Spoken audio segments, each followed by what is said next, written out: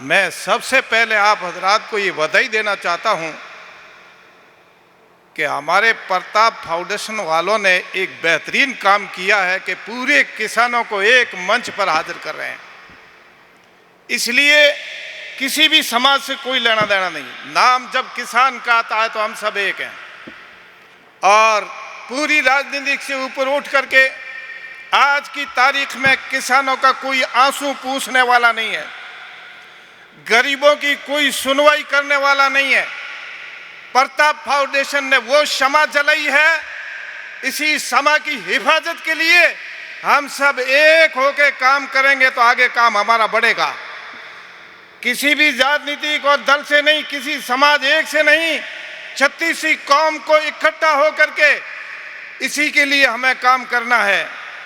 हम अवश्य तहसील से हैं, हमारी तहसील के अंदर, हमारे गाँवों के अंदर आज देखा जाए तो हर तरह से अभी हमारे भाई साहब कह रहे थे, नहीं तो टाइम पर पानी है, नहीं बिजली है, ना हमारा अनाज तैयार होने के बाद में ना हमें भाव मिलते हैं, वो अपनी मर्जी से भाव किए जा रहे हैं।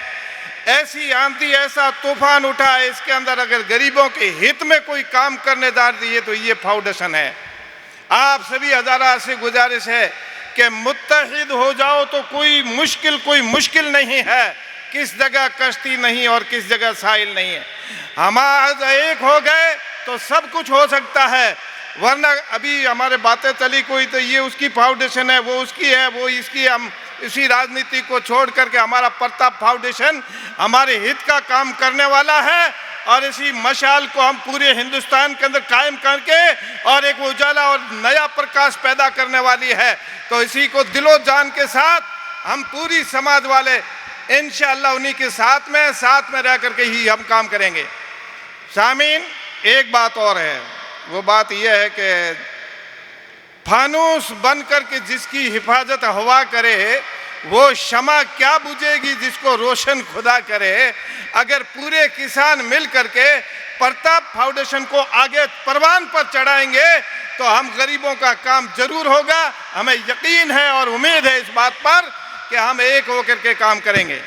और कहीं पानी नहीं है, कहीं नहर का पानी लाने की अभी ये सामने लिस्ट रखी गई है और ये कलेक्टर के सामने पेश होगी जब हमारे पूरे ये प्रवक्ता और पूरे हमारे जो मंच पर बैठे हुए जलवाबार शख्सियत और बड़ी बड़ी हस्तियां बैठी हुई है, ये हमारे आगेवान होकर के काम करेंगे तो हमारी इसी में बहुत बड़ी जीत होगी।